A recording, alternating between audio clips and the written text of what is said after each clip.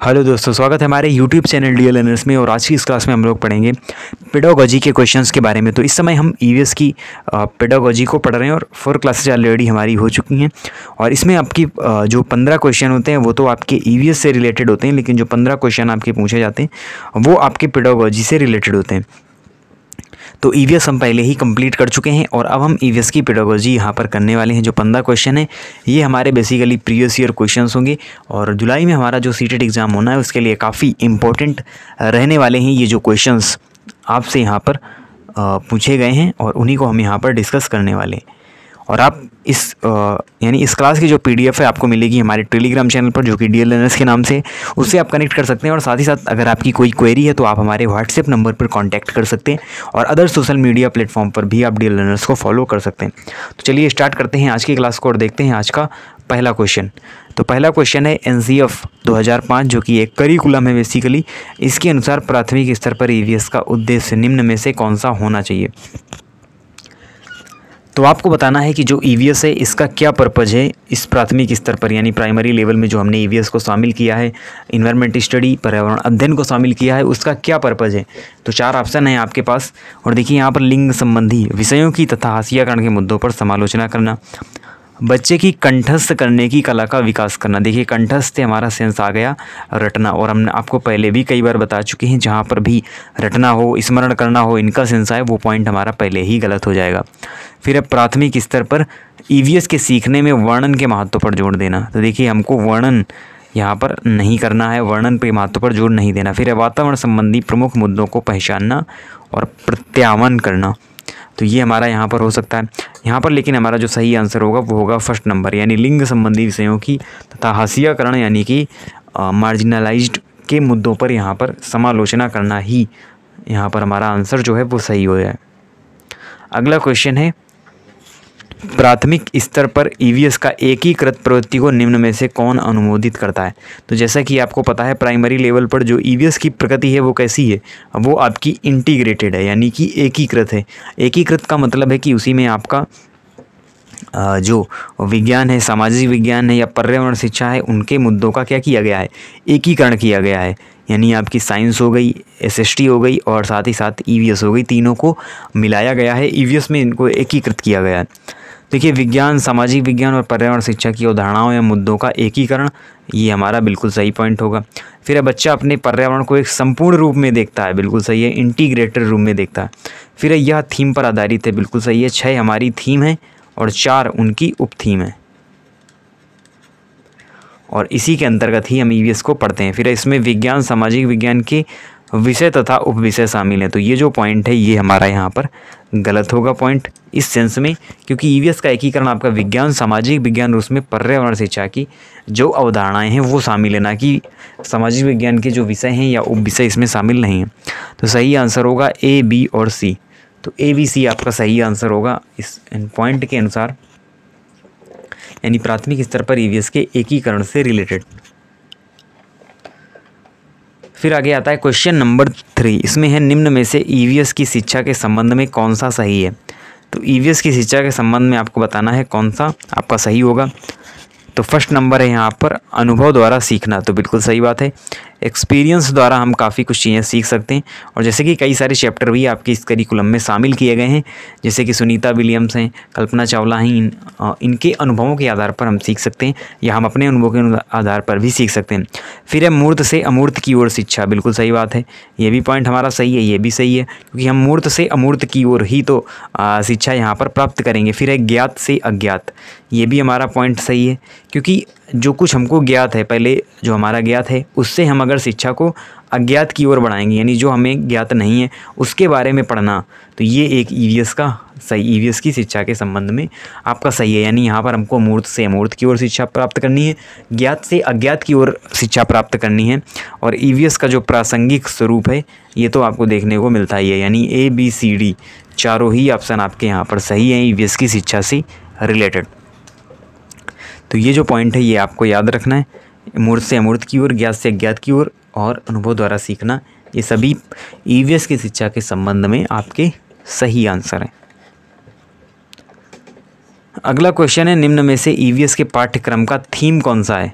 तो तो जैसा कि आपको मल्टीपल टाइम हम बता चुके हैं, 6 थीम और 4 उप थीम हैं, और इनमें कार्य एवं खेलकूद ये आपकी उप थीम के अंतर्गत आती है।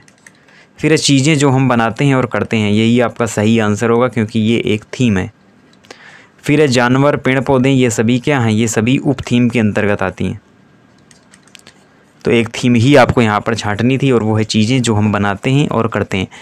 और एक थीम आती है हमारी परिवार और मित्र, और इसी में आपकी 4 जो उप थीम है वो शामिल होती हैं, जिनमें 3 आप देख सकते हैं, कार्य एवं खेलकूद, जानवर, पेड़ पौधे, ये आपके यहाँ पर दिए गए हैं। फिर आगे क्वेश्चन है, NCERT की EVS पुस्तक का अंतरिक्ष में सुनीता आधारित है। तो देखिए NCERT की जो आपकी EVS की बुक है उसमें क्या है, उसमें एक चैप्टर दिया हुआ है अंतरिक्ष में सुनीता, और ये बेसिकली जो चैप्टर है ये आधारित है किस पर, सुनीता विलियम्स जो कि एक अंतरिक्ष यात्री हैं, एक एस्ट्रोनॉट हैं, उन्हीं के जीवन पर आधारित है। उन्होंने किस प्रकार से वो स्पेस में गई। बेसिकली अमेरिका मूल की वो भारतीय महिला हैं, यानी वो अमेरिका में वर्तमान में रहती हैं और उन्हें हम भारत से रिलेट भी करते हैं। तो अंतरिक्ष में जो सुनीता आधारित है, ये चैप्टर किस पर आधारित है, रोज़मर्रा की चुनौतियाँ, असल जीवन की घटनाएं, वास्तविक लोग तथा उनके अनुभव या वास्तविक स्थान से रिलेटेड। देखिए रोज़मर्रा की चुनौतियाँ यहाँ पर नहीं दी गई, असल जीवन की घटनाएं भी इसमें नहीं दी गई, इसमें आपका दिया गया है वास्तविक लोग तथा उनके अनुभव। तो वास्तविक लोग, तो सुनीता विलियम्स एक वास्तविक महिला तो हैं ही, साथ ही साथ ये यानी कि रियल वर्ल्ड में ही ये स्पेस में गई हैं, अंतरिक्ष में गई हैं, तो उनके जो अनुभव हैं वास्तविक लोग हैं और उनके अनुभव में, तो उनके अनुभव ही यहाँ पर साझा किए गए हैं इस चैप्टर के अंतर्गत, जिसमें बताया गया है अंतरिक्ष में सुनीता विलियम्स के बारे में। तो ये आपका आंसर सही होगा। अगला क्वेश्चन है, खाद्य पदार्थों के खराब होने तथा अपव्यय को संबोधित करने के लिए निम्न में से कौन से संसाधन का सुझाव उपयुक्त है। तो आपको बताना है खाद्य पदार्थों के खराब होने तथा अपव्यय को संबोधित करने के लिए कौन सा संसाधन का सुझाव उपयुक्त रहने वाला है।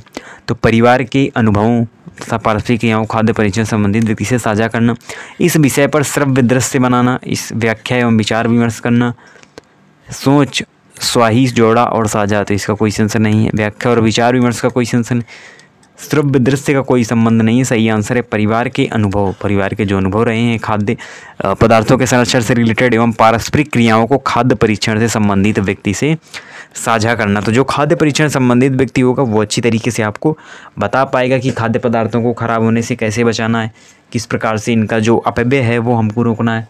तो ये सभी बातें हमको वहाँ पर पता चलने वाली हैं। तो जो सही आंसर होगा वो होगा फर्स्ट नंबर। अगला क्वेश्चन है, EVS में एक शिक्षक निम्न में से किसके अंतर्गत स्वच्छता अभियान चला सकता है। तो आपको बताना है EVS का कोई एक आपका टीचर है, शिक्षक है, निम्न में से किसके अंतर्गत वो एक स्वच्छता अभियान यानी चलाना चाहता है, चला सकता है, किसके अंतर्गत चलाएगा। तो वो है आपका जो यहाँ पर सही आंसर होगा वो होगा प्रोजेक्ट कार्य। तो प्रोजेक्ट कार्य के अंतर्गत ही स्वच्छता अभियान चलाएगा वो शिक्षक। अगर उसको चलाना है तो ये एक प्रोजेक्ट होगा, परियोजना होगी, उसी के अंतर्गत वो आपका स्वच्छता अभियान शामिल होगा। अगला क्वेश्चन है यहाँ पर, NCERT के EVS के अध्याय 15 कक्षा 5 में उसी से ठंडा उसी से गर्म नामक डॉक्टर जाकिर हुसैन द्वारा रचित एक कहानी का प्रयोग किया गया है। इस कहानी का मुख्य उद्देश्य क्या विकसित करना है। तो देखिए चैप्टर से भी आपके क्वेश्चन पूछे जाते हैं, यानी जो आपकी बुक से क्लास 5 की जो बुक है NCERT की, उसमें एक चैप्टर दिया हुआ है कि उसी से ठंडा उसी से गर्म, जो कि डॉक्टर जाकिर हुसैन द्वारा लिखा गया है। तो आपको बताना है इसका यानी यहाँ पर रखने का क्या सेंस है, यानी क्या उद्देश्य रहा इस चैप्टर को यहाँ पर शामिल करने का, उसी से ठंडा उसी से गर्म इस चैप्टर को रखने। देखिए इसका जो यहाँ पर सेंस रहा है वो है प्राथमिक स्तर पर सांस लेने और छोड़ने की प्रक्रिया की समझ को यहाँ पर बताया गया है इस चैप्टर में, यानी उसी से ठंडा उसी से गर्म चैप्टर में। आपका जो ये कहानी है इसमें बेसिकली मुख्य उद्देश्य प्राथमिक स्तर पर सांस लेने और छोड़ने की प्रक्रिया की समझ को आप यहाँ पर विकसित करता है। अगला क्वेश्चन है, EVL यहाँ पर नहीं होगा, EVS होगा। EVS की शिक्षा में रचनात्मक मूल्यांकन का संचालन करने का सबसे उपयुक्त उद्देश्य क्या है। तो आपको किस प्रकार का मूल्यांकन करना है, तो ये आपका होगा रचनात्मक मूल्यांकन, और इसके करने का जो सबसे उपयुक्त आपका उद्देश्य होगा वो होगा विद्यार्थियों की मात्रात्मक एवं गुणात्मक प्रगति को संबोधित करना। बिल्कुल सही आंसर है। तभी आप उसका रचनात्मक मूल्यांकन कर सकते हैं जब मात्रात्मक और गुणात्मक दोनों ही टाइप की प्रोग्रेस को आप यहाँ पर देखते हैं, संबोधित करते हैं, तभी आप रचनात्मक मूल्यांकन कर पाएंगे। क्योंकि विषय अनुसार प्रगति का आकलन करना रचनात्मक नहीं होगा। विद्यार्थियों को अंक एवं श्रेणी देना भी रचनात्मक नहीं होगा। विद्यार्थियों को अगली कक्षा में पदोन्नत करना भी आपका रचनात्मक नहीं होगा। उसकी मात्रात्मक प्रगति क्या है, गुणात्मक प्रगति क्या है, ये जब आप देखेंगे तभी आप रचनात्मक मूल्यांकन कर पाएंगे। अगला क्वेश्चन है, ईवीएस का शिक्षक सदैव अपने पास एक डायरी और कलम रखता है तथा अपने छात्रों के प्रतिदिन के अर्थपूर्ण और दिलचस्प व्यवहार का अवलोकन करता है। शिक्षक किसका प्रयोग करता है आपको बताना है। यानी कोई एक शिक्षक है, जैसे आपके टीचर हैं, क्या करते हैं, अपने पास एक डायरी और कलम रखते हैं और उसमें प्रतिदिन जो भी अर्थपूर्ण और दिलचस्प व्यवहार है, यानी जो भी आपकी प्रगति है, तो केवल आपके मार्क्स ही नहीं बल्कि जो आपका व्यवहार है, जो बिहेवियर है, क्लास में क्या रहता है, दिलचस्प बिहेवियर है, उसका अवलोकन करता है वो शिक्षक। और तो आपको बताना है वो शिक्षक किसका प्रयोग करता है। दृष्टांत वर्णन उपकरण का, पोर्टफोलियो फाइल का, क्रम निर्धारण मापनी रेटिंग स्केल का, या फिर जांच सूची का। तो जांच सूची होगी नहीं, चेकलिस्ट तो करेगा नहीं, रेटिंग कोई रेटिंग तो यहाँ पर दे नहीं रहा, बल्कि वो नोट डाउन कर रहा है किसको, व्यवहार को, बिहेवियर को, और प्रतिदिन का जो भी आपका अर्थपूर्ण जो कार्य हो रहे हैं उनके बारे में, जो व्यवहार है उनके बारे में। सही आंसर होगा आपका पोर्टफोलियो। तो पोर्टफोलियो में तो बेसिकली आपका ये आंसर नहीं होगा, आपका पहला नंबर आंसर सही होगा, दृष्टांत वर्णन उपकरण। दृष्टांत वर्णन उपकरण के माध्यम से ही वो क्या करता है, दिलचस्प व्यवहार है जो अर्थपूर्ण है उसका यहाँ पर अवलोकन करता है, उसका प्रयोग करता है जो शिक्षक है, और इससे अवलोकन होता है। और पोर्टफोलियो में तो बच्चे की जो भी आप यानी कि जो भी उसने मार्क्स ऑब्टेन किए हैं उसके बारे में और व्यवहार के बारे में पूरी एक फाइल होती है जिसका प्रयोग किया जाता है। अगला क्वेश्चन है, निम्न में से कौन सा ईवीएस के आकलन का सूचक हो सकता है। तो ईवीएस का अगर आपको आकलन करना है तो कौन कौन सा यहाँ पर सूचक होगा वो आपको बताना है। तो देखिए फर्स्ट नंबर है अवलोकन। तो अवलोकन बिल्कुल ईवीएस के आकलन का एक सूचक हो सकता है। आप अवलोकन करेंगे तभी आप आकलन कर पाएंगे ईवीएस का। फिर है सहयोग। तो सहयोग भी आपका सही आंसर होगा। सहयोग से भी आप क्या कर सकते हैं, ईवीएस का आकलन कर सकते हैं। याद, स्मृति, रटना, स्मरण, ये सब आपका पहले ही पॉइंट गलत हो जाता है। फिर है प्रत्याहवन, ये भी आपका गलत आंसर होगा। सही आंसर होगा केवल ए और बी। तो ए और बी जो होगा ये आपका यहाँ पर सही आंसर रहने वाला है।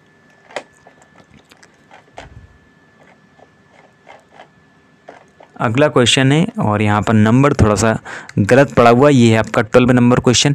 पर्यावरण अध्ययन के शिक्षक अपनी कक्षा में वास्तविक चुनौती क्या है। यानी कि जो रियल चैलेंज है किसी भी ईवीएस के टीचर का वो क्या है अपनी कक्षा में। विद्यार्थियों को सूचना देना, विद्यार्थियों को कार्यपत्रक देना, विद्यार्थियों को सीखने का अवसर देना या गृह कार्य देना। तो देखिए सूचना देना आपका वास्तविक चुनौती नहीं है, विद्यार्थियों को कार्यपत्रक देने में कोई चुनौती नहीं है, गृह कार्य देने में भी कोई चुनौती नहीं है, लेकिन चुनौती है विद्यार्थियों को सीखने का अवसर देना। ये सबसे बड़ी आपकी रियल चैलेंज है, वास्तविक चुनौती है किसी भी ईवीएस के टीचर के लिए कि अपने विद्यार्थियों को सीखने का अवसर किस प्रकार से देता है। तो विद्यार्थियों को सीखने का अवसर देना ये आपकी रियल चैलेंज के अंतर्गत आएगी।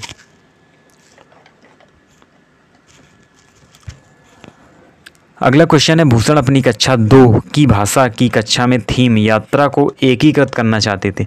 आप किस संसाधन का सुझाव देंगे जो कक्षा में संपादन के लिए सबसे उपयुक्त है। देखिए थीम जो यात्रा है उसी में हमको यहाँ पर क्या करना है, इंटीग्रेटेड करना है। कक्षा 2 की कक्षा में थीम पर आधारित कोई चैप्टर है आपका, तो कौन सा संसाधन होगा जो संपादन के लिए सबसे उपयुक्त है। तो यात्रा पर श्रव्य द्रव्य आपकी श्रव्य दृश्य क्या है, क्लिप है, उसका यूज़ किया जाए, या फिर यात्रा पर कविता लिखी जाए, या फिर यातायात के साधनों पर मॉडल बनाया जाए, या बच्चों के यातायात पर अपने अनुभव साझा किए जाएं। तो कौन सा आपका यहाँ पर सबसे उपयुक्त होगा संपादन के लिए। तो यहाँ पर जो आपका सही आंसर होगा वो होगा 4 नंबर, यानी बच्चों के यातायात पर अपने अनुभव। देखिए कोई भी बच्चा है वो यहाँ पर जब अपने अनुभव साझा करेगा तो क्या होगा, उसके द्वारा यहाँ पर जब अनुभव साझा किए जाएंगे तो एक डिबेट होगी, वहाँ पर विभिन्न यातायात के जो साधन हैं उनके बारे में डिस्कस होगा, कुछ प्रमुख जो घूमने वाले स्थान हैं उनके बारे में डिस्कस होगा। तो इस प्रकार से यात्रा थीम में कई सारी जो बातें हैं वो हमको देखने को मिलेंगी।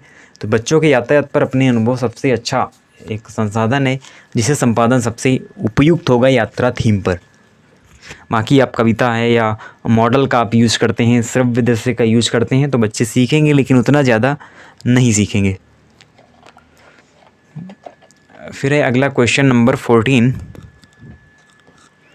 ईवीएस में शिक्षार्थी पोस्ट में एक भिखारी लड़के के बारे में अपने अवलोकन को साझा करती है और जानना चाहती है कि उसके माता पिता उसे स्कूल क्यों नहीं भेजते। एक शिक्षक के रूप में आप शिक्षार्थी को कैसे जवाब देंगे? तो आपको बताना है कोई भिखारी लड़का है और वो क्या है, उसके माता पिता उससे स्कूल क्यों नहीं भेजते ये जानना चाहता है। तो शिक्षक के रूप में विद्यार्थी को आप क्या जवाब देंगे? आप उसे सुनेंगे, अपने पाठ योजना तक सीमित रहेंगे। गलत आंसर है, भारत में भिखारियों की स्थिति की व्याख्या करेंगे, इसका कोई मतलब नहीं है। इस विषय को शिक्षार्थी के साथ अलग में चर्चा करेंगे। तो देखिए उसने आपने उसका क्या कर दिया, हास्यकरण कर दिया, तो अलग में भी आप चर्चा नहीं कर सकते। सही आंसर है उसके अवलोकन की सराहना करेंगे और पूरी कक्षा में इसकी चर्चा करेंगे जिससे वो अच्छी तरीके से सीख सके यहाँ पर। तो उसके अवलोकन की आप क्या करेंगे, सराहना करेंगे। अगला क्वेश्चन है निम्नलिखित में से क्या पर्यावरण अध्ययन के सीखने का प्रभावशाली संसाधन है? तो इफ़ेक्टिव आपका सोर्सेस कौन सा है आपको बताना है। ईवीएस को पढ़ने का, ईवीएस को सीखने का सबसे जो प्रभावशाली संसाधन है वो आपका कौन सा होगा? कविताएं और कहानियाँ, पर्यावरण शिक्षण की पाठ्य पुस्तक, कार्यपत्रक या फिर दृश्य। तो यहाँ पर देखिए जो आपका सही आंसर होगा वो होगा कविताएं और कहानियाँ। तो कविताओं और कहानियाँ के माध्यम से आप प्रभावशाली ढंग से ईवीएस को यहाँ पर सीख सकते हैं। तो पर्यावरण अध्ययन यानी ईवीएस को सीखने का जो सबसे प्रभावशाली आपका संसाधन है वो है यहाँ पर ईवीएस। तो यानी ईवीएस को सीखने का कविताएं और कहानियों के माध्यम से कोई यानी कहानी हुई आपकी तो उससे आपको जो मोरल है वो बच्चे सीखेंगे कि क्या नहीं करना चाहिए। तो सीखने का सबसे जो अच्छा तरीका है वो आपका कविताएं और कहानियाँ ही हैं। तो ये हमारे आज के इम्पोर्टेंट 15 क्वेश्चन थे जो हमने डिस्कस किए ईवीएस की पेडागॉजी से रिलेटेड। और आप इसी तरीके से चैनल से जुड़े रहें और मिलते हैं हम आपसे नेक्स्ट वीडियो में न्यू इम्पोर्टेंट क्वेश्चन के साथ। और तब तक के लिए धन्यवाद।